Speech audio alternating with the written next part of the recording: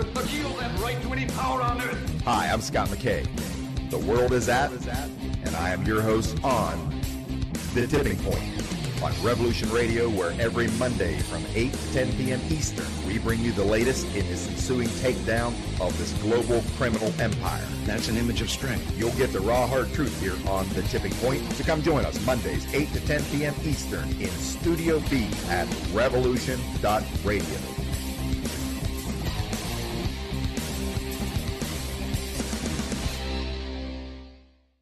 This is the people's war. It is our war. We are the fighters. Fight it then. Fight it with all that is in us. And may God defend the right. Warning! Warning! We gotta stop them! They're gonna kill us all! See how the trouble you've started? Be they the government, be they industry, be they organized labor, be they anyone, or human beings. Time when the operation of the machine becomes so odious, makes you so sick at heart that you can't take part.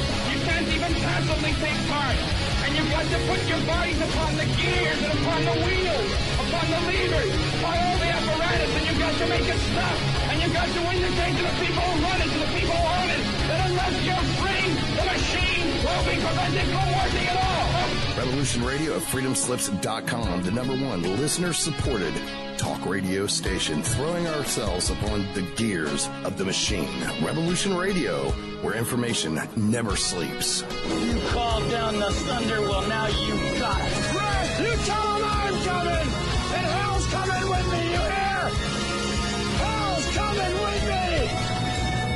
Revolution Radio.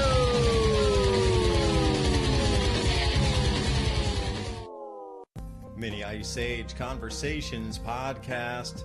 It's about observing cycles, sharing insights, and solving problems together by combining historical, climate, food, and economic data so you can make informed decisions as we shift into a new era. Here's what was, this is what's coming. Our world is never going back to 2019, so what will the new era look like? And most importantly, what is immediate that will affect the pocketbook and the outlook into next year so we can all get ready? Thank you for joining. I'm your host, David DuByne. Right along here with Ransom Godwin, taking it through the next 2 hours on Revolution Radio.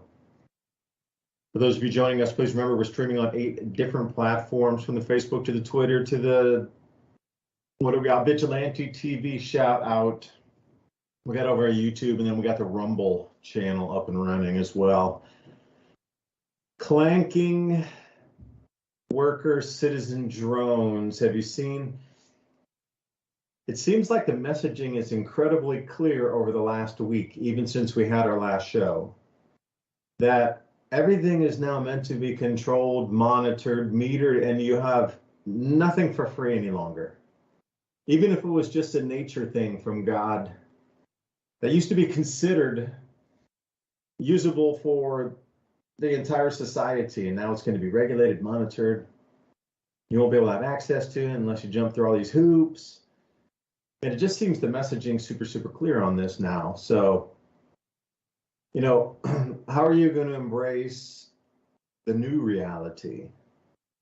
Because these things are coming at us whether you want it to or not. Because earlier on my video that I just uploaded into YouTube, they're going, and I've already done the first gold-based transaction between United Arab Emirates and the Reserve Bank of India. So the central bank over in the UAE, which was always a bastion and a stronghold for dollar usage for oil sales, was using something. This will be a brand new one for you. So everybody, please look for LCS, which stands for Local Currency Settlement.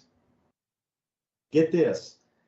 They didn't use rupees or anything, dinars from UAE.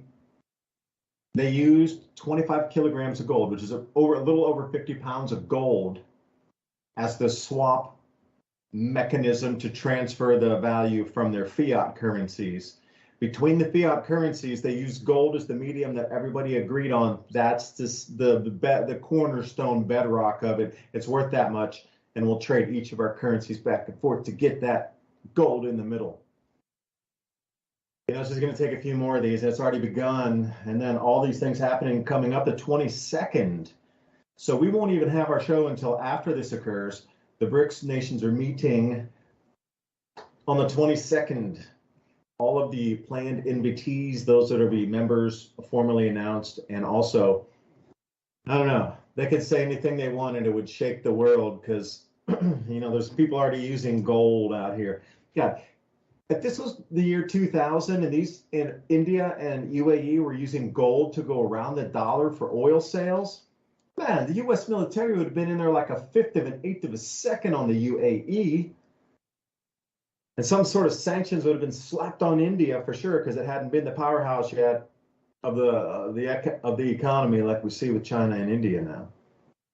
That would have been another war would have started because of this usage of gold outside the dollar. So anyway, a huge amount of things are in change right now. It is an incredible week to be alive. This is going to be a big one economically as we move through.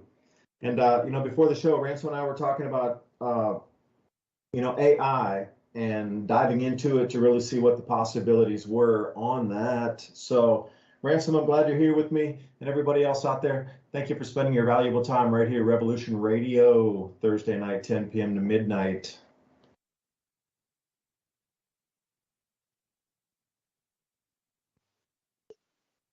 How's it hanging on Thursday? Yeah, the AI is it's out there, and well, it's going to be taking over everything because you can't trust human beings to do things anymore, like report the news or write stories or, you know, tell you information. And the more that I've dived into it, it's a plethora of tools that could revolutionize everything, really. The problem is that the same old, program of controlling narratives and information is deeply embedded in all of the companies because they don't want backlash. So they're preemptively setting up most of these AIs with, I'm going to say, heavy restrictions on what you can or can't generate with it. However, there's so many tricks around it that I don't think that they're going to be able to control it the way they think. I think an avalanche of people figuring out things, combining programs, writing their own new programs, and then not to mention there's a whole group of people out there that don't want to be censored. They don't want their creativity limited. They don't want their information transfer limited. I'll say it that way. But the kind of news really is that the big corporations are going all in on the AI while they stop the little guy from doing certain things with it. They are going to do that. And this includes deep fake.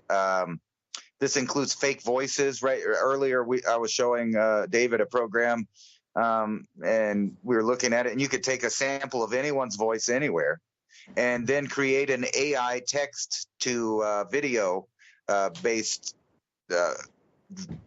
thing where you can make someone say anything and sound like anyone. And I guess that's why they're so heavily in the restrictions, because we are going to be entering a time where from news to entertainment, you can't believe what you see, hear, or read. I mean, here's one article right here. News Corporation profits plunge 75%, but they're not worried about it because media giants hail the opportunity of AI. And what do they mean by that? Well, they mean replacing all the human commentators, reporters, and et cetera, writers, editors, all of it with AI. And, you know, people think that some of their, the industries that they're in aren't going to be affected. But let me tell you, are you a farmer? Like say you're a guy that goes to clean up lots and pick weeds out of the farm there and help the farmer out by pulling out stuff and manually doing it, and you get paid by the hour. It's all right money. Well, don't worry about it. They can just buy a new machine that will just drive up and down, and it'll laser out all of the weeds, kill the insects.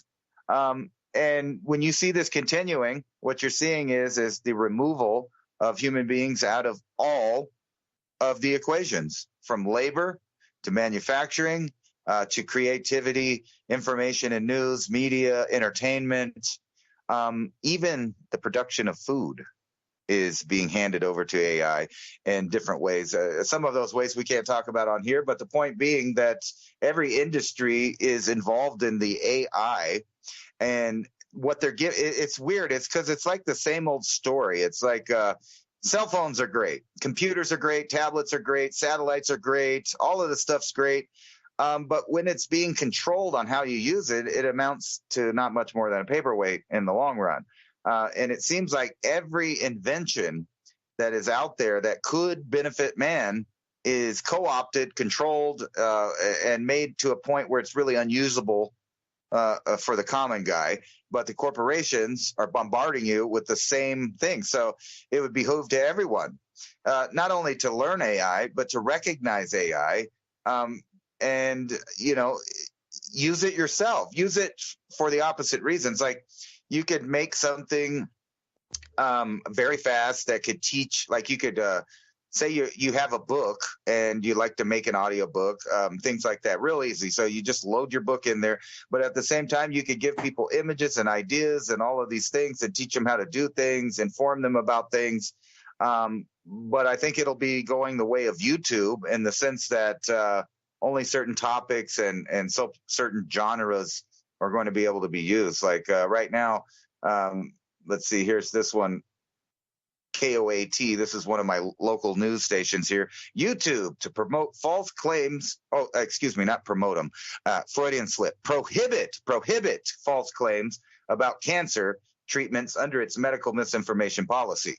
So this means that, going out from the here now to the future, it's on you, the individual, to learn all you can about every topic, especially those that directly or indirectly change or steer your life in some way, because you can't trust them. And it's so funny that we live in an era. You remember when they came out with that stuff on TV there for a while that was kind of telling people, and they do it over and over again. I remember when the Snowden leaks leaked, the news media was trying to say, well, we're allowed to have these documents and read them and go over to them and explain them to you, but you can't look at them.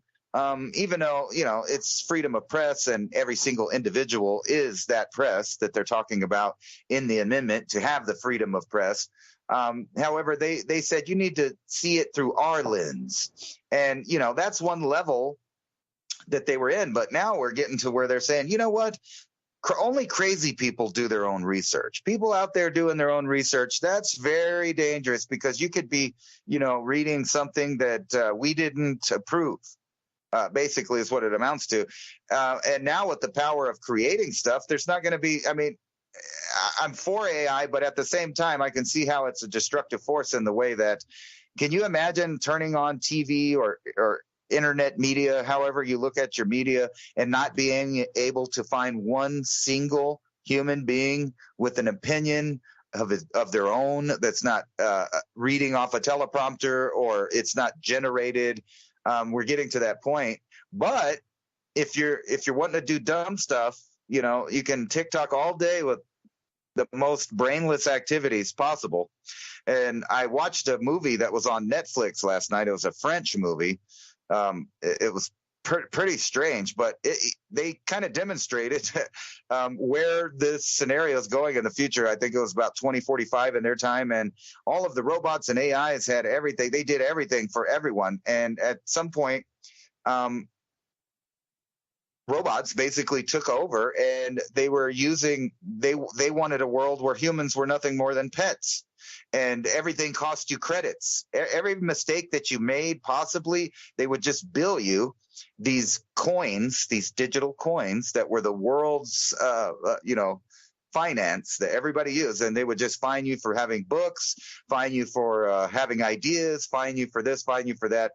Everything that you did as a free human in the future was a penalty under the law. And they were demonstrating in a satirical way, but it was also quite frightening, showing a complete, AI-run society where everything from the commercials that sell them stuff to the interactions with companies was all AI, all of it. And the AI was programming itself.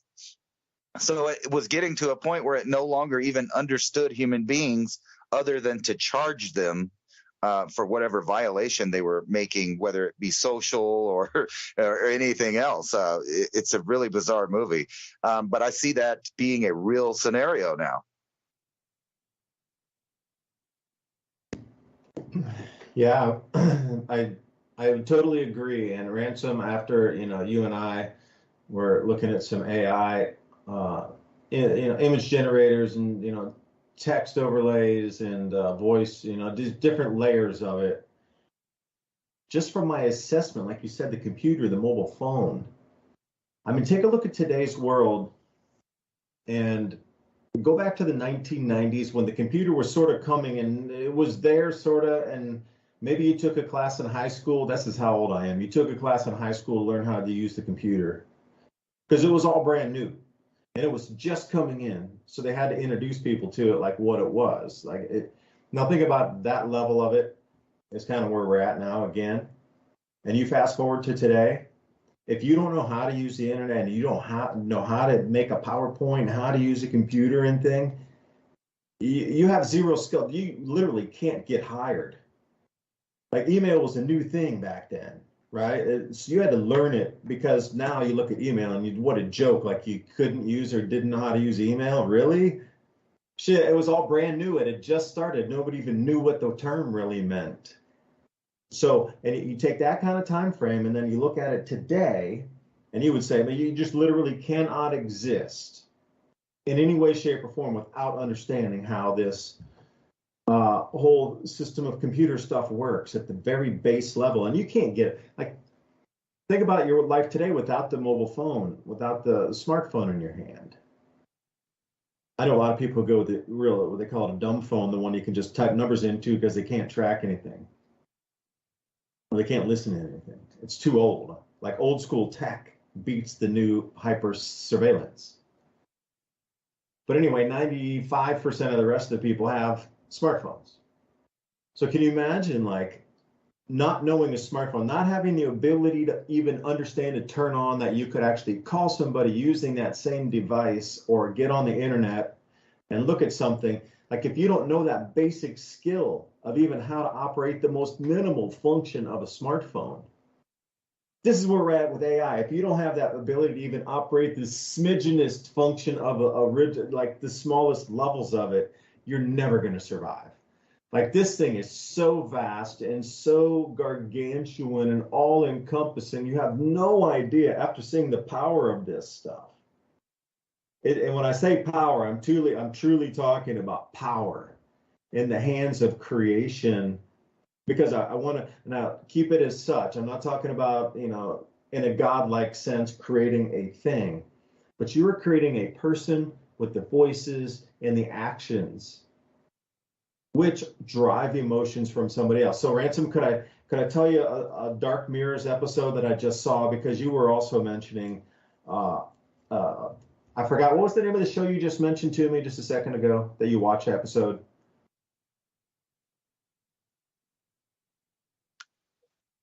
It was actually a movie. It was called Bug Bot or something like that. Here, let me find out what it is for sure. It was something like that. Yeah. Go ahead. It's one of the newer movies on there, but that's basically what the movie's about, is total AI and robotic control of everything from the top down. I'll find out what it is. I have to what look was it the up. name? And I'll tell you about the Dark Mirrors episode, because you were talking media, and I saw this Dark Mirrors episode, and I hadn't seen him in a long time since last time I saw a Dark Mirrors episode was with the pig, with the super high commissioner in England with the pig, and everybody was watching the show, and then the prince and the girl walked out on the bridge by herself at the end there. And I'd seen like a couple episodes in between, and I kind of can't even remember them. But this one really stuck with me. This thing is absolutely the reason I even got into AI to look at it, because what they would do is, when you sign those terms of service for any social media company, that allows them to use your, to harvest data off of your site, and like any type of media device you have to assign terms of service. So your smartphone is going to be different than your YouTube account, which will be different from your whatever account. Anywhere in between, from the Twitter to the whatever, to the Rumble account. Now, some things are more open in terms of transparency of the type of data they can collect from you. So when you get into the Google and you give them permission, they can get. So the whole thing was about a conglomeration of all these social media companies and tech companies and data companies came together with all the terms of service that you've ever signed to use any device in your life.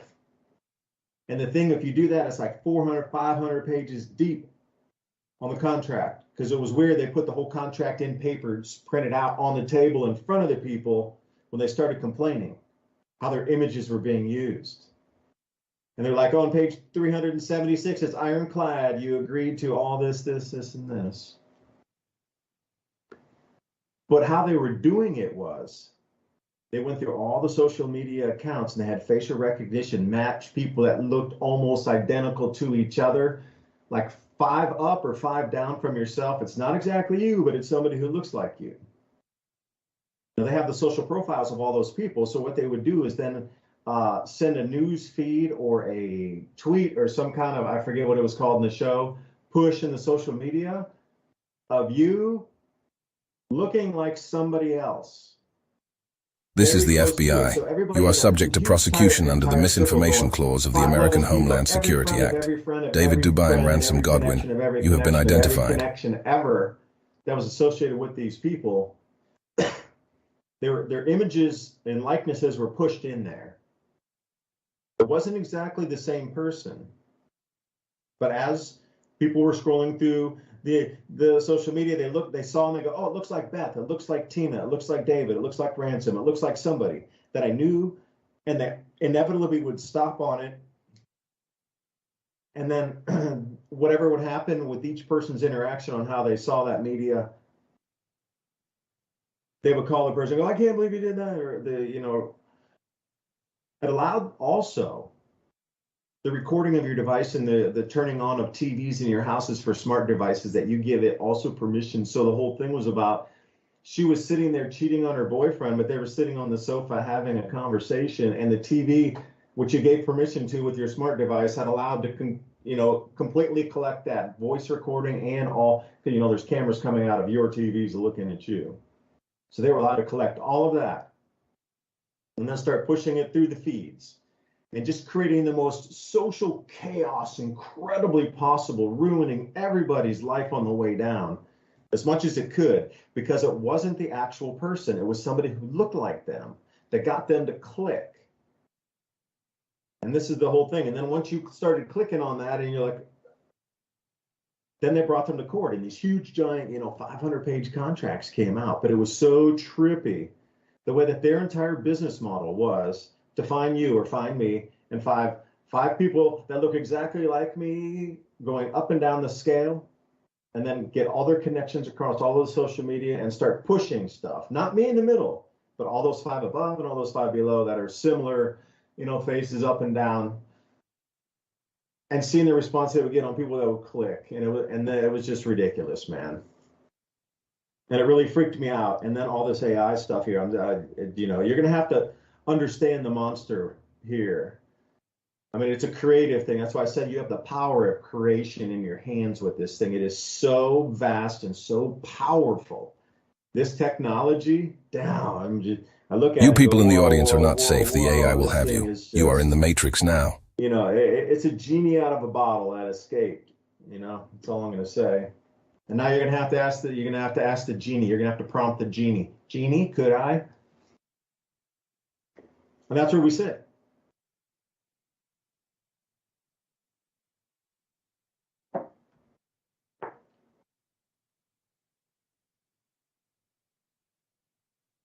Ransom? Yeah, I'm here. It was funny when you were playing, I clicked the button and the AI was saying stuff. It scared everybody right when you were talking about that. They're in the Matrix now. Only on Rumble. I was wondering though, how long until, because have you seen some of the pranksters? Like there's a guy that pranked Kissinger and thinking he was Zelensky. Like there's been several of these guys, but now that we have these tools, can you imagine a scenario where you have two people, let's say like Joe Biden or Kissinger, that are later in the years, and although they talk about AI a lot, I don't really think they understand it like younger people do. They don't understand the power of it. That's why they fall for some of these pranks. But you could imagine two fake presidents on a phone call together, talking to each other about nuclear war. And you know, it really puts a different perspective on your lens of absorbing information. Because like, check this out, just on the headlines today. And you can imagine, and we don't even know if AI wrote this article. It says it's by Brendan Cole, but is that a real person? I don't know. I'm not saying it is or isn't. But construction of Europe's largest doomsday stockpile quietly gets underway. Here's another one. World War III warning as Putin's bold Black Sea escalation could lead to NATO clash. Inside the Russians' effort to build 6,000 attack drones with Iran's help. And it just goes on and on. They want you to be terrified out of your gourd about this potential World War III. But at the same time, are we? Who is they? So for a minute, I kind of wanted to talk about pronouns, because it's so ironic that all of my life I've heard people talk about, you know, who does what, who's behind things, who's pulling the strings, and we've always used the pronouns they and them, right? So they and them had a meaning beyond just the pronouns themselves for a really, really long time. So, you know, you would say, well, they just did it for the money. Well, they killed Kennedy because they didn't like this. And, you know, you'd always have that classic person go, who's they? Who is they? Well, the truth is we don't know who they or central banking. Yeah, well, but who are they? I mean, can you name the owners of the private bank? I mean, you might be able to, you know, name off some people on the board that they put in the public, or, you know, like somebody like that. But who are them? Who are they? And now it's ironic that they've taken those same things where pronouns don't mean anything now. So it's who did it? They, them did it. They, them did it. And they, them could be an AI at this point. So when you're reading articles about doomsday, are we to trust that? Or did somebody just put in prompts? What's a really scary story to, you know, make people afraid? Like you could literally go to Chat GPT and say, what would be a scary story about a nuclear holocaust amongst nations of the earth? And then it would tell you a story, and it would tell you, well, this is just speculation. Like the other day, I put into Chat GPT, I said, if Star Wars were a real thing in reality, who would the empire be? Which nation would it be? And then it goes through and it says, well, you know what? By the way, there's a lot of nations that fit that bill. Great Britain, Nazi Germany, Great Rome, the United States, and China. Can you believe that? So they even named you know, current superpowers as that. So even the AI, you know, when you ask it a question like that, it pretty much knows the truth. So if I ask the AI, could you give me a story that's realistic about today's events that would increase tensions amongst the peasant class, so to speak? So if you ran one of these AI, if you ran an AI, you could turn off the censorship and the bias, and the AI would just give you a straight answer based on all of the available information that it could absorb from the internet. And it might actually give you a nice script, not unlike some of these headlines we're reading today. That's how fake basically the world is. Moscow court arrests Americans for espionage. But, you know, is that a real story? I don't know. We're at that point that I can't just look through the articles and know that a human wrote it, a human researched it, a human verified it, and then a human put their name on the line and their you know, their real identity to give us this information. This is going to be a strange new world. Now, believe it or not, this links into the Trump trial that's going on right now. If you've looked at the charges, they are charging him and several other people with doing things like questioning things, making Facebook posts, Twitter posts that have their opinion on it, reciting articles that are in the news. These are the things that they're listing out as crimes. So can you imagine the world that you're in right now, where the government can literally start charging you with crimes for not agreeing with their narrative?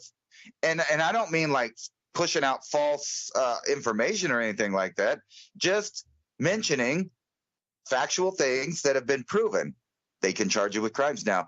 And, you know, later in the show, maybe the last 30 minutes, I kind of wanted to get into what's going on in Hawaii and how that affects the rest of the world.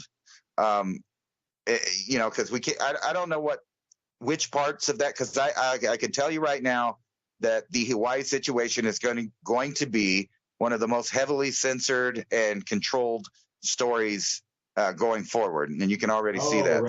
Ransom. If we're going to talk about this, we're going to have to ditch the YouTube and head over to Rumble.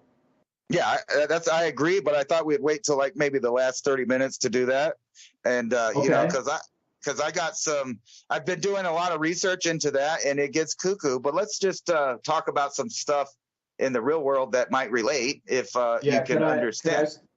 Ransom, can you hold that thought? Can I throw a thought to you? And then I know you're going to ping right off of it in like 2 seconds.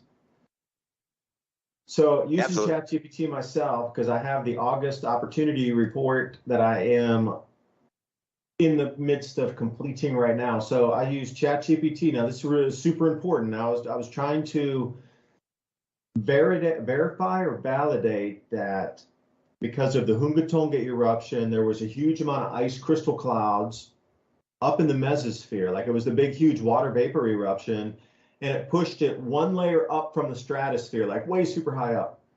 Generally, meteorites coming in, leave a little dust up there that'll make a cloud, or a rocket launch, like going out. We'll leave some, you know, some particulate, water, whatever else gases up there. That will make a cloud.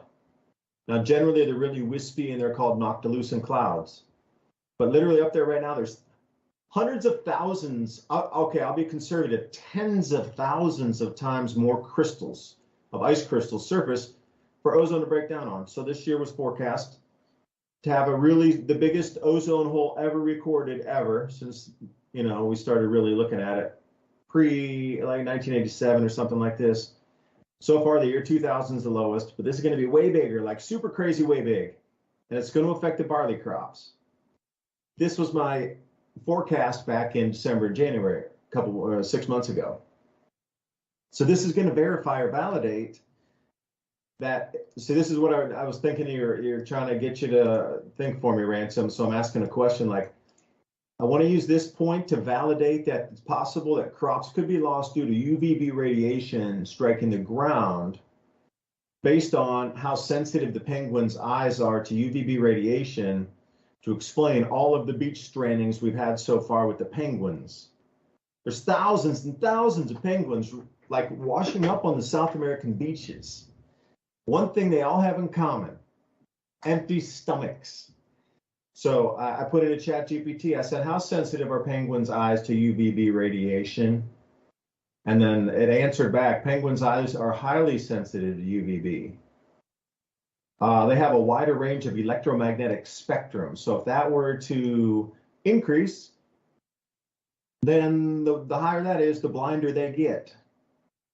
And also their prey is also sensitive too with the retinas. So they're going to move to different locations or different depths in the water.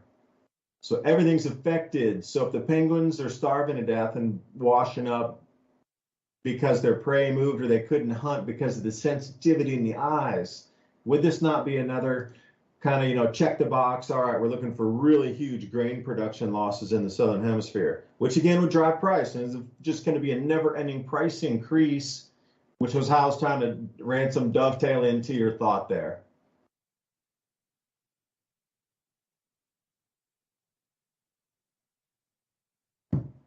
I could totally see that happening.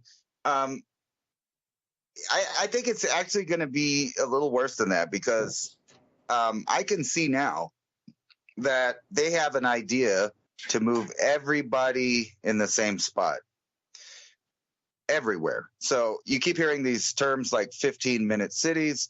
And I remember when the term first came out, we were talking about, although it's 15 minutes to go here, it's 15 minutes to go there, it sounds really convenient, that you would actually be closed off and kind of locked into an area. And so here's an example. This is from the Wall Street Journal, and this doesn't have anything to do with the topic we're talking about, but it is interesting. So they're talking about how there's so many vacant lots in neighborhoods and, how it's a real estate nightmare, but it's also a real estate opportunity. So this has nothing to do with what we're talking about. But if you look right here, you see all these houses, and they have this one square outline, and inside that square is a bunch of trees and stuff. So that in itself is nice if you live there. This is something that we would want more of, not less of. But when you pan out, they show you a bunch of red squares, right? And then when you pan out again, you see thousands of red squares. Now, inside each one of these red squares are utility wires that go to that empty lot. So power lines are ready to connect in case someone buys the lot and moves into there. So there's one of these connections at each one of these little squares that you see. But also, no one is trimming them. No one is maintaining it. No one's doing anything with it.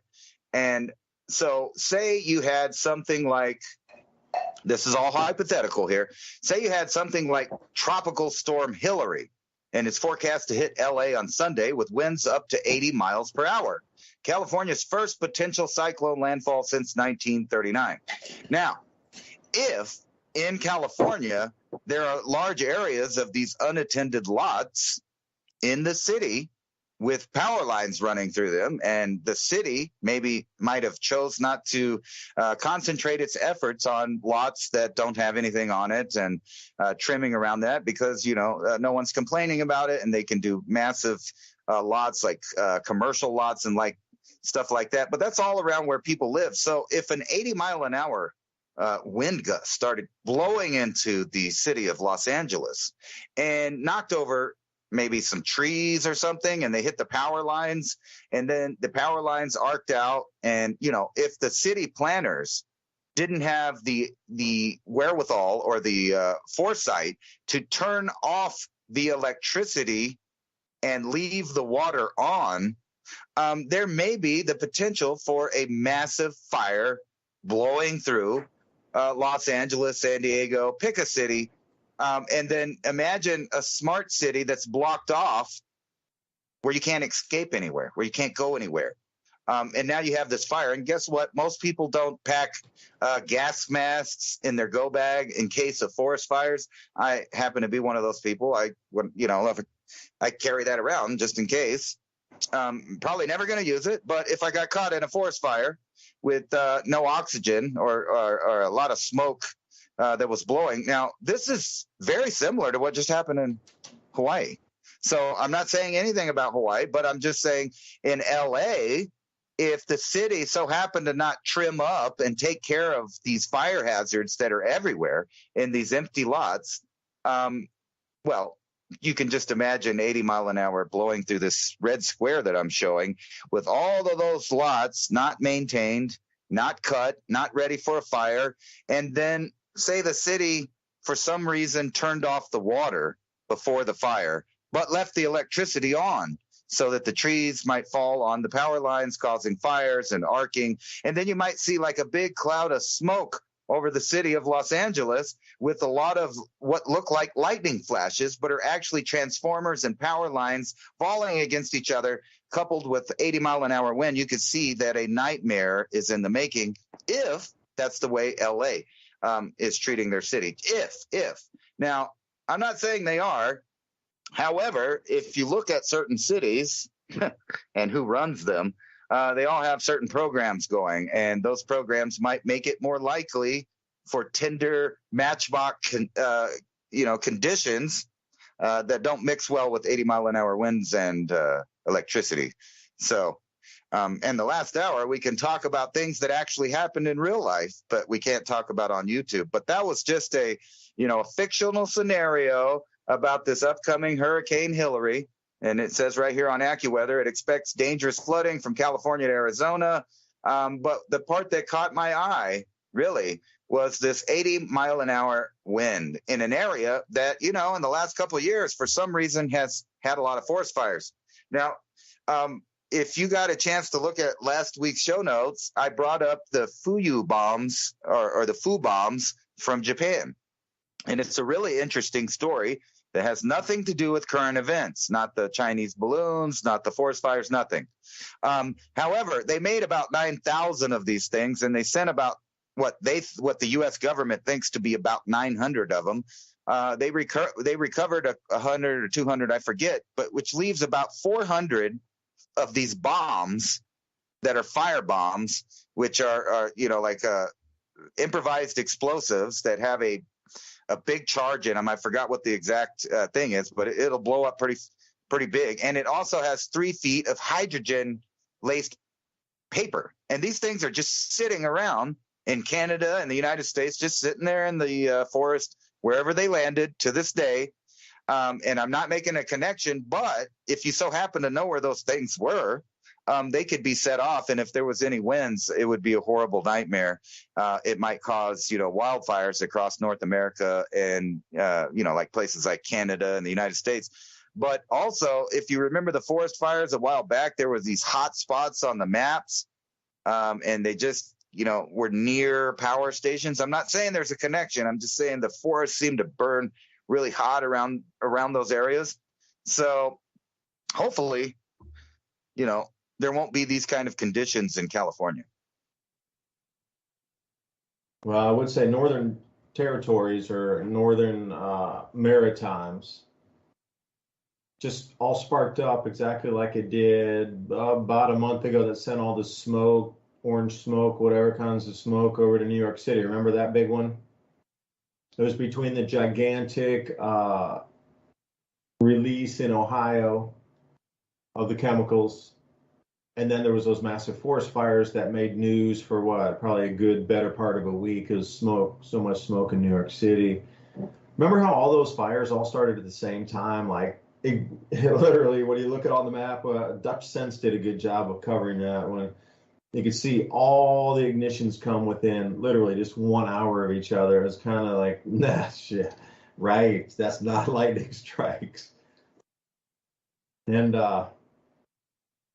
if you take a look at Newfoundland or up there, if you like Northern Maritimes, you're gonna see all these bunch of fires started up there again near I forget what the name of it was, up in the Forks up there. Again, there's so many of them, it's hard to keep up, but you can see how one continuous thing keeps happening, these fires. And now if you go to Tenerife, which is off of Africa, huge fires there too, like racing over the mountains. It's a huge tourist area. So I mean, there's a lot of correlations with it. If you go to Tenerife, people surf there. It's like a holiday spot. You can bring the boats there. It's not too far from Europe, but it's the furthest point, where you get to like a tropical Europe, quote unquote. We're not talking about the Antilles and over there in the Caribbean. That's what they claim, but this is still what they hold. So that's part of the whole thing. But here's the thing, I keep coming back to AI again, and I was trying to say it in the wrong way, but if you looked at AI, it could tell you exactly where, with that kind of wind pattern, with that kind of topography, with this kind of moisture in the soil, and using GIS software to determine, what the vegetation was, what the average, tree species density is in there, all these type of things. And then it also could measure the moisture at the same time, so it would know exactly where you would need to light that to get it to spread the way you want in the exact direction it want. And if it would only cover, 30 degrees out of the 360 which you're aiming at, then you would have to have multiple spark points to get it to cover the 75 degrees of arc that were meant to be torched through. like you're all doing this in real time, and I really think there would be AI involved in this. These mathematical equations, that's a doable thing with today, and that's what I'm saying, how scary it is, and like how all powerful this thing is. In real time, looking at multiple satellite sets, it could tell you within, probably 6 square feet or 10 square feet, the average density of moisture in a particular area, in a particular tree species. That's crazy, but that's like old tech. That's years ago. So I can't even imagine what it would be like today and what they can really look at. And if you got the wind patterns and then you have the topographical maps, they already understand wind flow, because like a huge amount was mapped during, get this, when they were doing surveys for wind turbines. Like almost all the Earth's been mapped for wind flow, which it never was before. Now they have wind flow, which was, it's all been mapped. Anywhere there's possibly a wisp of wind that could have pushed a turbine, it's been mapped. So now you start to integrate all these different sciences. And then all it takes is, the program with the correct wordage and how to get this to cover from, if you're looking at north at 0, it's going to go, okay, from 0 to 45, everything in that whole thing needs to disappear. So where does it need to be lit? Because when I looked at some of these photos up in the cane fields, it looked like there was 3 or 4 ignition spots. When you get those real wide views, you got to look, don't look downtown. What you're really looking for is the real wide views looking back out of into the cane fields way back up there. Like, look, you look way back in the back of the image up there, and you'll see what I mean. Like sometimes there would be a helicopter view from way back over there, like when the fires were coming in. And the people that were, excuse me, taking photos themselves, I just swallowed an insect. But that is... I told you, David, you will eat the bugs. You will enjoy the bugs. Yes, Klaus, may I shine your shoes? May I lick your boots?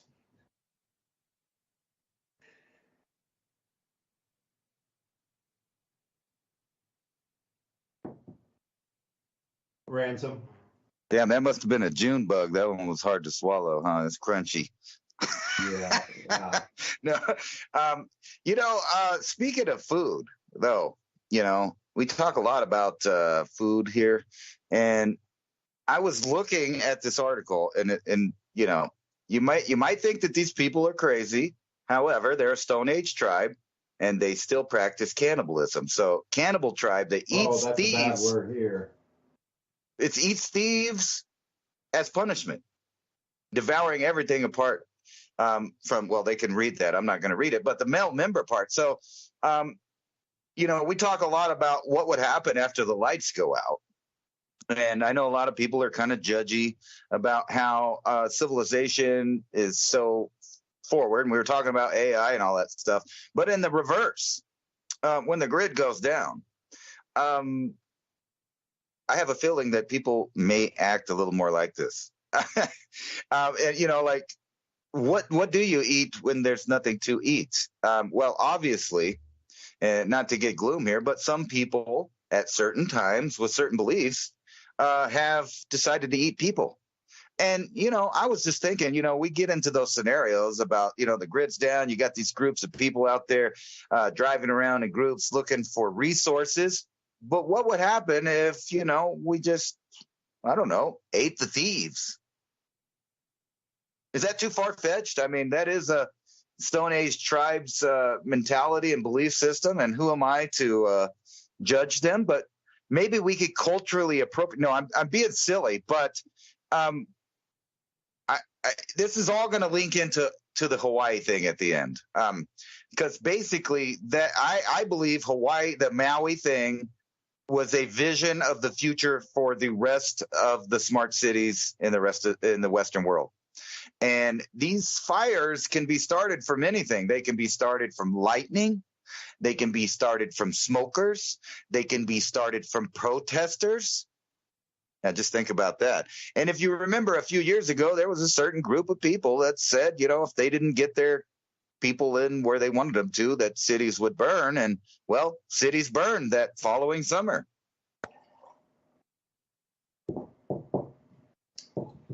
Yeah. So I'm saying that the big C word here, I can't do it. I do, because you ask, what would you do? Well, I would first know at least wild foraging, some basic stuff, just to get some plant nutrient into you. I would understand where minerals are in like muds and stuff. And I'd probably actually eat some mud if it was in a fresh flowing water area that had, something there. And then sit down and actually just really not beyond praying. I mean, praying's, but to get into the whole thing, it's like, I'm not going to partake in that at all. Like, I'm going to choose to sit here and end whatever that existence is before I step to that. I will not participate at all. So in that kind of mind frame of melding with the creator to allow some other source of sustenance to actually come to you, using mind over matter to create something out of nothing, because you wouldn't go there. So perhaps the universe responds and reciprocates, because maybe that's a part of the test. I don't know.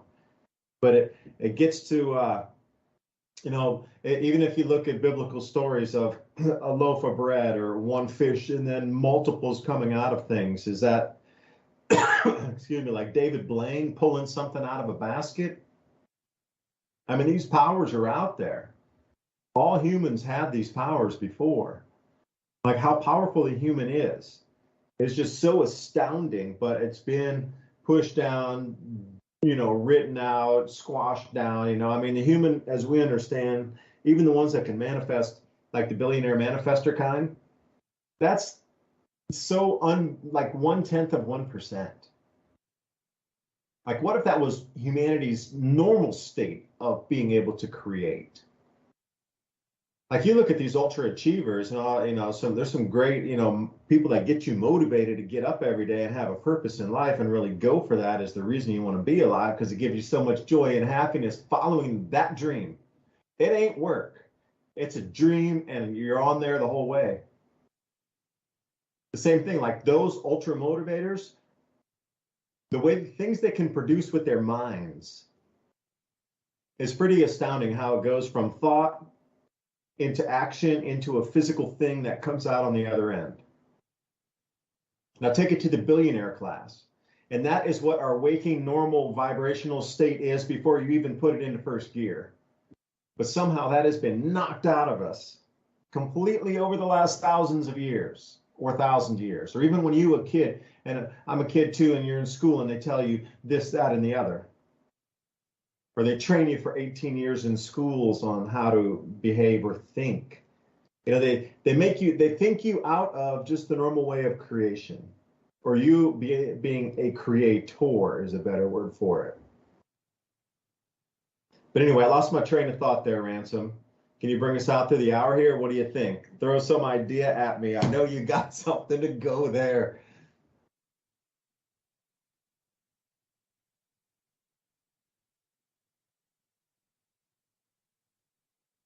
Sorry, I remuted myself. No, I sit here and analyze this stuff like I'm my own AI. So, I got my own artificial intelligence. It's programmed by the parameter police and the controllers.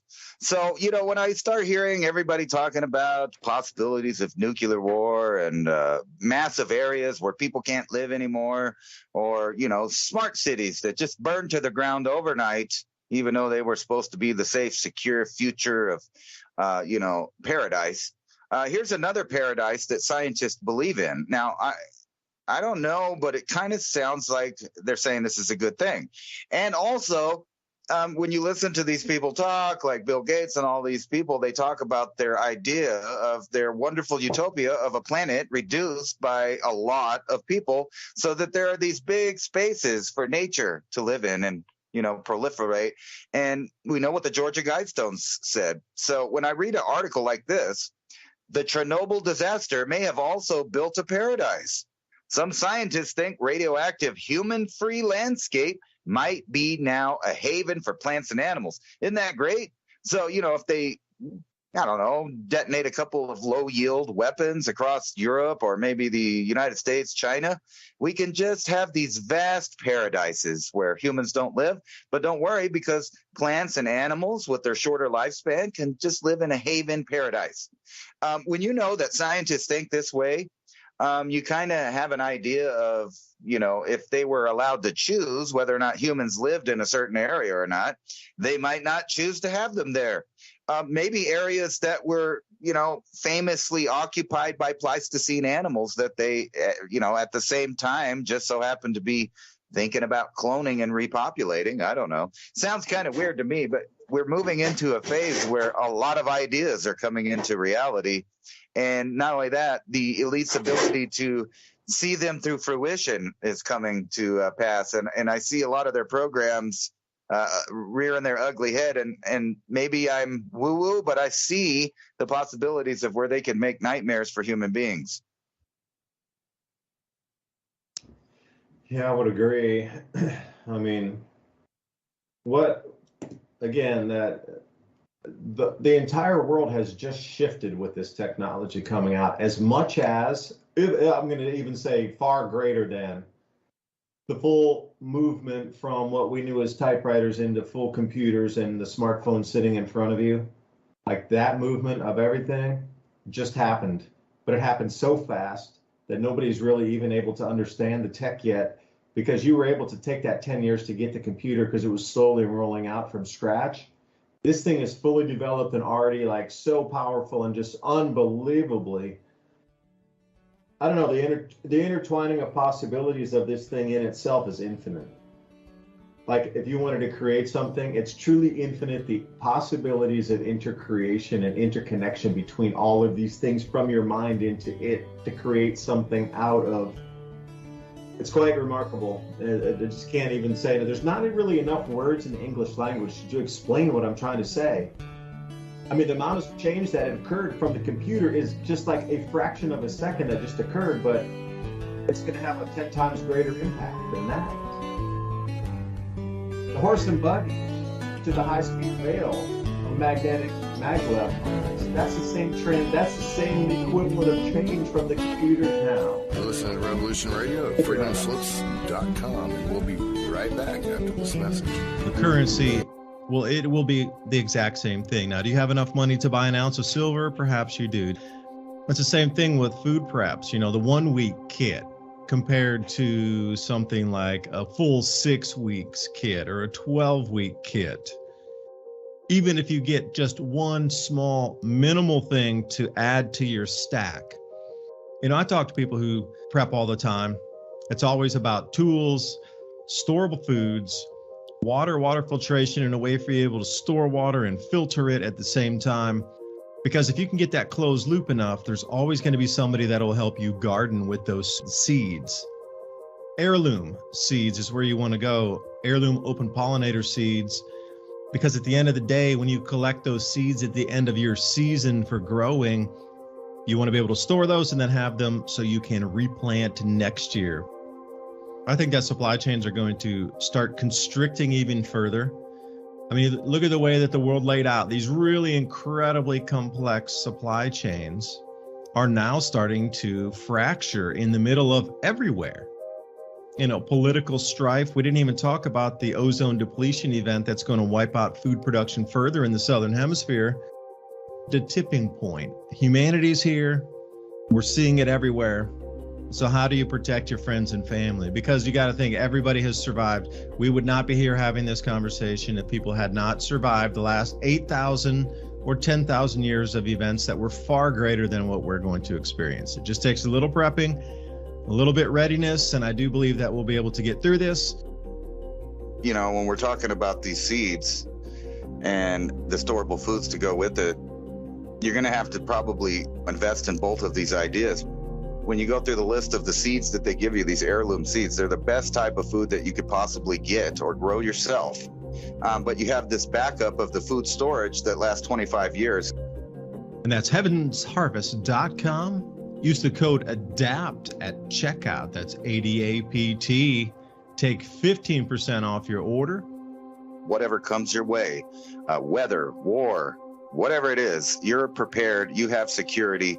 At least you know that your belly's going to be full so that you can continue on the work that needs to be done to stabilize everyone's life around you.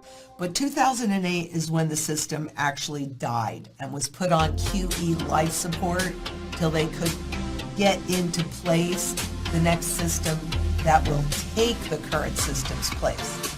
And you know, what I'm talking about is, like, back in 71, we went from a quasi-gold standard in August and beginning of August of 1971 to a pure debt-based standard by the end of August and going into September. People didn't realize that anything had changed, when in reality everything had changed. And we're at that same juncture right now where everything has changed. Absolutely. And to that point, Zoltan Posner of Credit Suisse actually has a paper out saying that the crisis that we saw in 1971, it's not even going to be anywhere near that. It's going to be way worse what we're experiencing today. But my question is, I was just observing, when I was outside the head office of UBS and I was looking at passerbys, and I was wondering, do you think that most people are even aware of what's happening and the repercussions? No. With rising inflation, bank failures, and massive layoffs across multiple sectors, the future of the economy remains uncertain. It's no wonder the central banks have been getting prepared by stockpiling gold. At ITM Trading, we have spent over 27 years building a team of seasoned researchers and analysts who can help you prepare for any financial crisis. Our experts are ready to provide you with proven strategies to safeguard your wealth and assets in the event of an economic downturn or currency reset, which is frankly inevitable. Don't wait until it's too late. ITM Trading is a precious metals company that's been in business for over 27 years with the mission to educate and empower individuals to hedge against inflation, financial risk, and help you prepare for the Great Reset. Schedule your free gold and silver. You look and see how much censorship is truly taking its course now. Like it's before it was sort of visible to people, but now everybody can truly see it. Like it's no longer hidden in a back closet somewhere, like, hey, you talk about that, you don't know what you're talking about. There's no censorship happening, but it's just so it's like right on the table in front of you. So if you consider free speech something to keep online, consider Revolution Radio a donation to keep this, not only this channel, but the entire network on air, to bring you different voices, different opinions, different ideas. Because we truly are at the point now where we really, really need a lot of communication and alternative thought between people. Because as Ransom and I were talking about earlier, with AI coming out, you can generate any message with any voice, with any person, with any thought, with anything behind it that you want to disseminate across the airwaves, and you will not be able to determine if it was a real person or not. That's the level we're going at in like weeks from now, not years from now. That's the whole thing I get out of this. The evolution of the technology is just, it's so fast. It's unbelievably fast. Like the images I saw before when I first started looking into this, not even 3 months ago. Yeah, you could tell there were things a lot of times with the hands and, something with eyes, and that's all gone. That's near perfection now. So back then, that was such a defected artifact inside a creation algorithm, recorrected itself in less than 3 months to go from, you could definitely tell that was fake, to that's very close, man. That is so close right now, it's difficult to tell. In 3 months. Like where it's going in another 3 months after this is you will not be able to tell the difference. That's how fast this technology is moving. and it's stunning. And you know, you're going to have to be able to discuss these types of issues and truly what is or isn't going on. Because I had lunch with my parents today, and there was a bunch of floods around our place. There was huge rainfalls here, and when they're still cleaning up from the rainfalls like 3 days ago, 3 days ago in the evening. But I was asking my parents, you know, and they were talking about the elections coming up. And even my mom is saying, I think they were fixed. I don't know. And she was saying, this guy's such a terrible leader of the country, like the worst ever. What's going to happen if he wins again? Then I know it's going to be fixed. And I said, well, then what do you want to do about it? What are you going to do?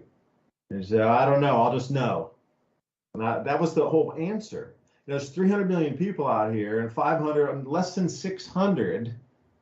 You know, 300 million versus 600. It boils down to that. But that was the same messaging.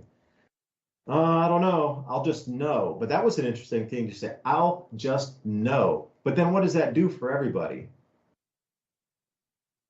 I think about that. Just suddenly the entire country just knows that was, it ain't what it is. Let's say it is definitely not real.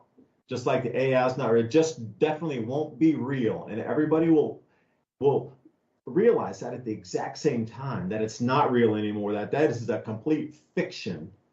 Everything you think, breathed, and were brought up on is a complete fiction because of that one event. But then, you know, all this AI driving, pushing, you wonder where those two are going to meet in the middle, and would one be the catalyst for the other? But Ransom, I know you're going to have a response because you always do. Welcome back, second hour, Many Ice Age Conversations. Welcome one, welcome all.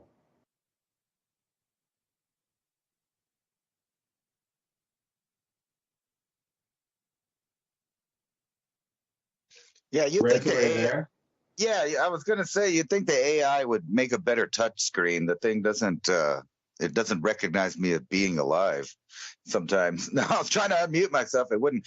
The whole thing with the, you know, because we're allowed to talk about that on YouTube now. So the whole thing with the election is whether you believe that the elections turn out the way that they do or not, the idea that you give away this power to artificial counting in the first place seems, you know, suspect from the beginning. But I don't think there's any way around that into the future. These systems are set up and they're entrenched in our society so much that it really doesn't matter which guy in an empty suit there, you know, represents us at this point. I lost faith in that a long time ago when you realize that it's a uniparty. And the special interests are a giant revolving door of people that are in agencies and then in corporations, which amounts to communism or a fascist state. I know a lot of people like to call people fascist in the wrong context. But whenever you have a merger of corporation and state or government and, you know, what we call the industrial complex, that it's, you know, on one end is communism, on the other end is fascism. And with crony capitalism, that's about what we got. So, you know, like there's only one way to kind of go around them. And that's just to, like we've been talking about for weeks, is to start opting out of their systems. And how do you do that? Well, I'm not exactly sure, but I do know one thing, that if your future's riding on the monetary systems, you might be in for a shock, because they're going to change them on everyone. And, you know, how dare anyone even believe that 81 million people didn't vote for Joe Biden in the first place? I mean, he's obviously a competent, well-spoken, trustworthy individual from way back. I mean, if you've been paying attention to him for 40 years, he's only got in trouble for plagiarizing and lying, I don't know how many times, but a very small number. I mean, so you could still trust him. Yeah, the record high at 101 degrees is only 87 degrees today, but it was near the record high, only, you know, 88 degrees today, but near the record high of 101 degree, right? Similar.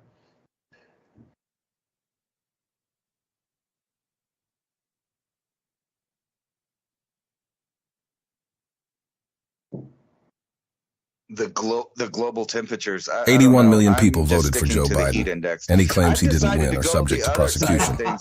Instead of, you know, like not believing him, I think I'll just start believing everything that they say and see how that turns out. You think that would be good? I mean, like, it sounds like a good idea because government is there to protect you. So, of course, they would only do things in our best interest.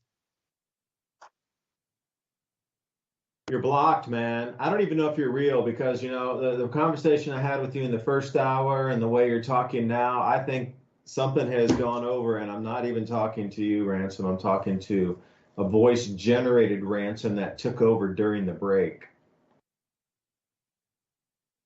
How do you respond to that? That's the world we're moving into. Like, how do you even respond to something like that?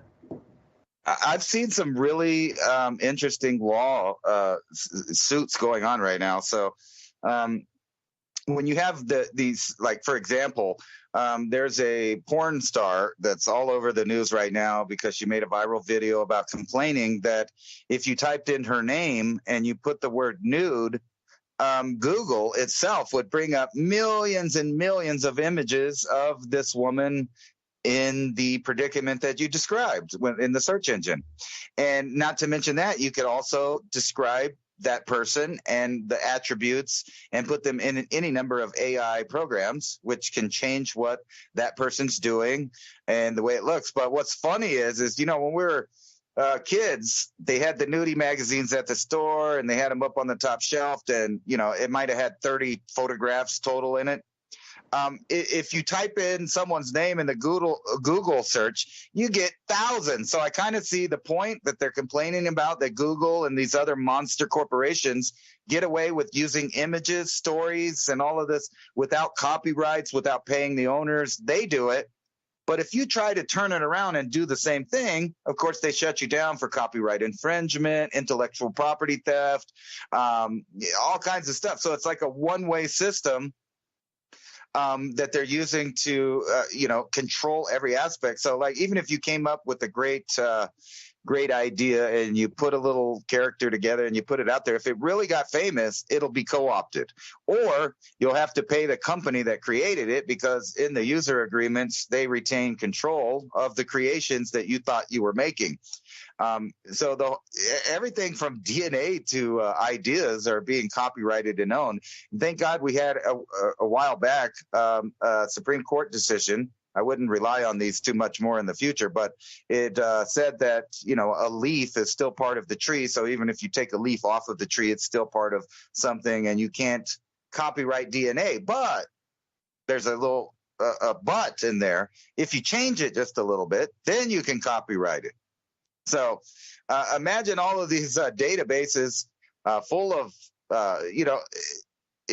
let's see, the point I'm kind of making is that I don't think the public sees where these programs end. You were bringing up a great point earlier about the amount of scientific information available to us at this era. So say I was worried about, we'll go back to Los Angeles. I was worried about this hurricane and the fire conditions.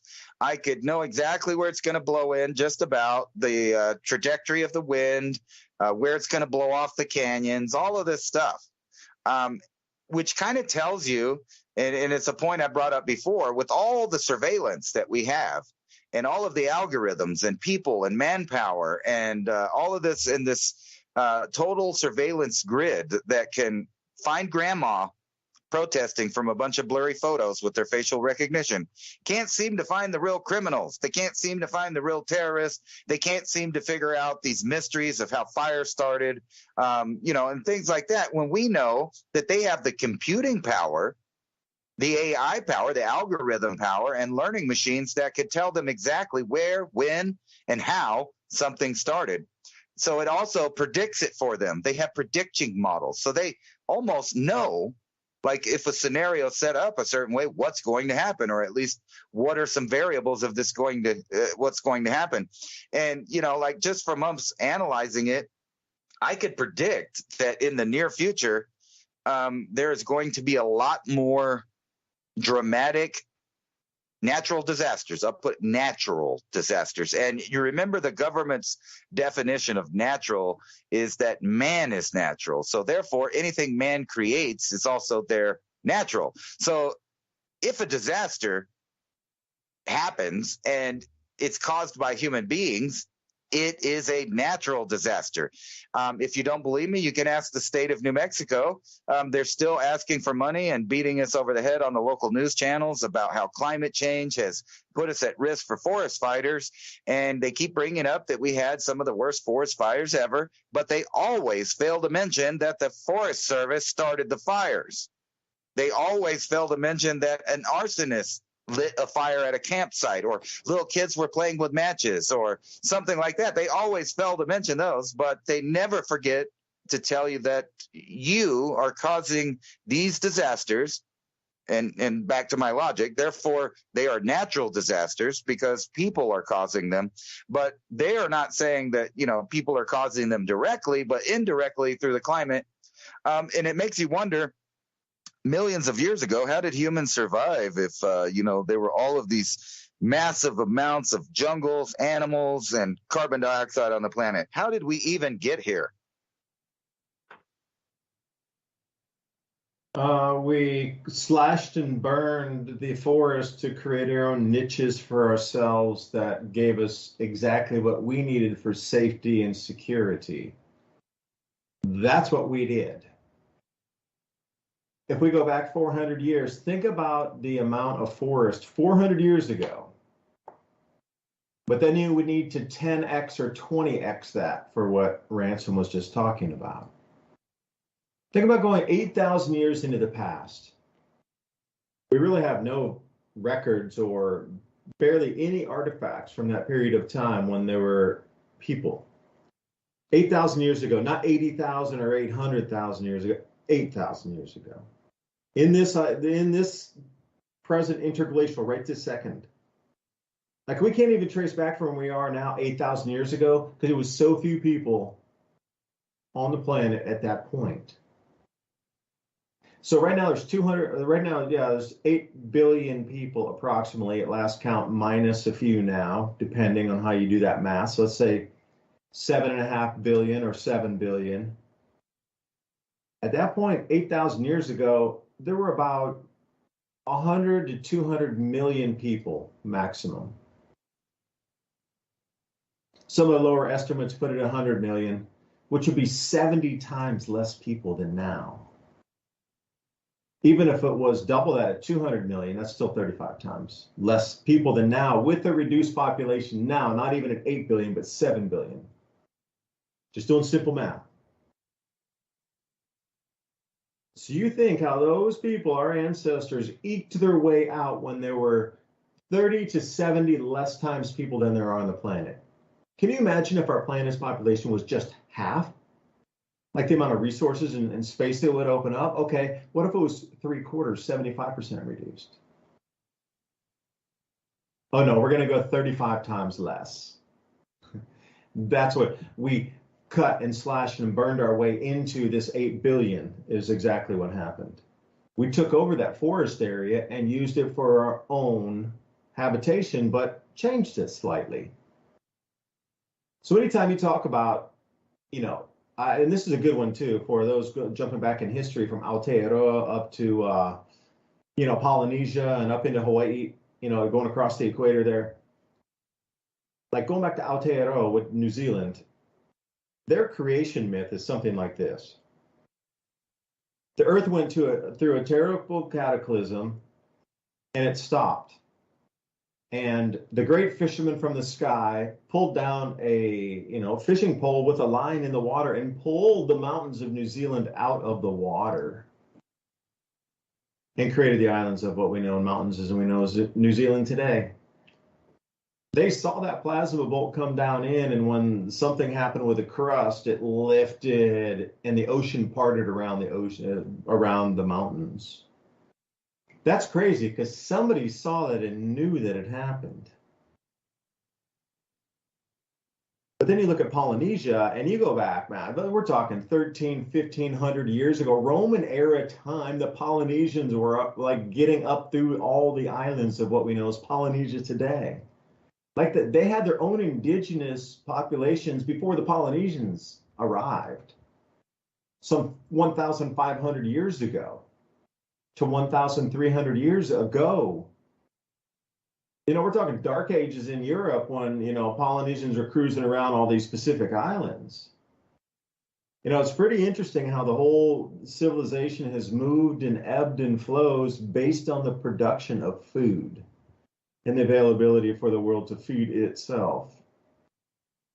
And it's pretty trippy how AI could possibly help us, create more food, because at the same time it could destroy, or at the same time it could create so much abundance. I mean, I look at this thing and I say, we would, as a human species, would never have to work again at just the AI tech we see today and the availability to integrate it into everything that's done for our world. Like, some companies are taking advantage of that. Like you say, the lasers that shoot the weeds and whatever to clear a field for crops. Imagine if that was just given for free for the entire planet. Like, we would have, imagine what the human race could do at that point if they had no bills, no work time. All they had to do was follow their passion, whatever tripped them out, whatever you want, woodworking, electronics, creating your own flies to go fly fishing. It doesn't matter. Enjoy it. You're into the gardening, you're into the earthworks building and the celestial navigation and the celestial monitoring. Cool, do that. Awesome, man. Go for it 1,000%, because you don't have anything to do. All your needs are taken care of. But the point of it is not to be lazy and just sit there and use drugs all day. The point of it is for the creation aspect. And I think that because of that, there would be no homelessness. There would be no poverty. And what we understand as mental illness now are the geniuses, perhaps, of the times that could lead others for the creation on something even greater for humanity. You look at this thing and, like, we don't need to do any of these tasks. None of them right now. Literally, AI can cover every single task that's needed for a human to not only stay alive, but also just have an abundance beyond what, just incredible amounts of just lifestyle upgrades for everybody. 10x, 100x up. And that would just be because there's so much available that could be moved around and created and built, and all these tasks that we use for our time to do that could be done at an ultra high level for nothing. AI can, and again, I come over into, it sounds like a utopia, like AI could do all these things. Well, it truly can build all these systems to get humanity off where we can sit around and just think and create. You go back to some of these further cultures in the past, and that's what they did. That's why you don't find a lot of remnants and things of cultures further past that were at that point already. And so we're into degradation points, like each, since the Roman Empire and even back through the Greeks and further back is Sumerians. And if you believe there was a Tartaria, each step down seems to be successively like less advanced.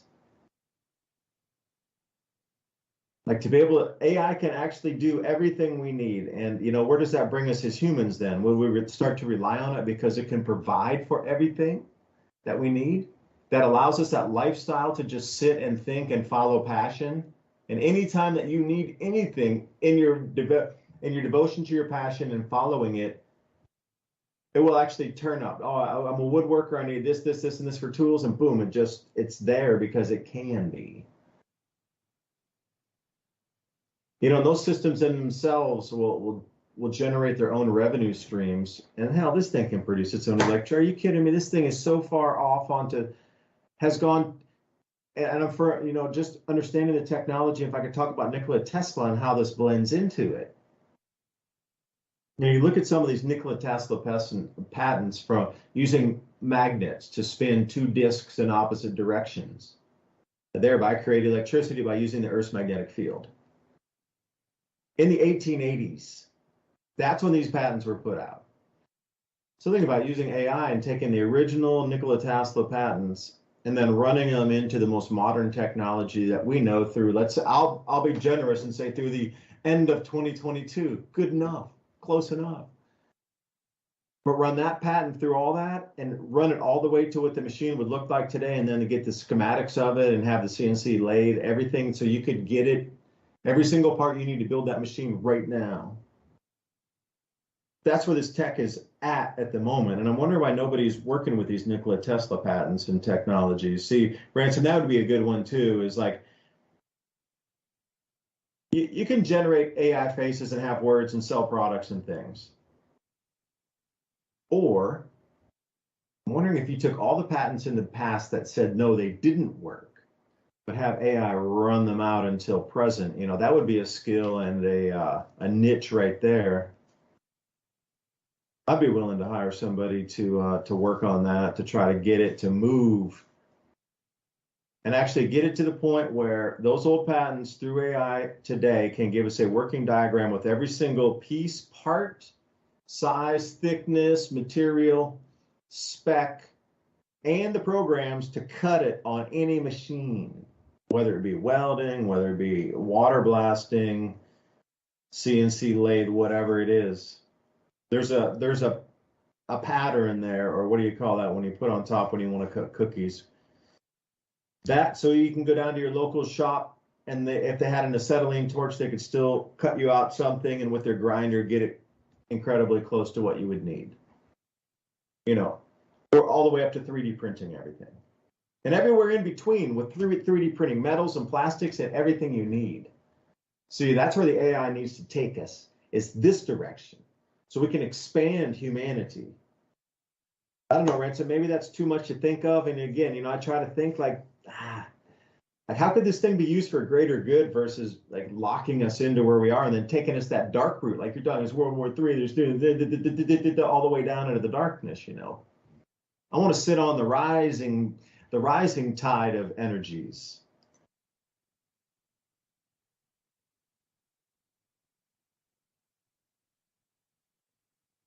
Yeah, it just doesn't seem like those aspects of these technologies ever get, like I was saying before, into the public domain to where they benefit humans. Like you brought up Tesla, which I thought was ironic. So I don't know. Should we turn off and talk about Hawaii here? Because I'm pretty sure, just judging by PolitiFact and what they're saying about it. See, I wasn't going to say what these conspiracy theories are on here, but they're you know, right on it to tell you that they know what's up and you should only listen to them. So I thought maybe we should turn it off on the YouTubes, just so we could talk openly on Rumble and the other platforms there. So let me do that real quick. Yeah, what's 37 plus 47? Anybody got easy math? So please, the 100+ people listening now, my math's bad. I can't think like that. Come on. All right, let me get my calculator out here. I'm very precise. I'm a Virgo. 67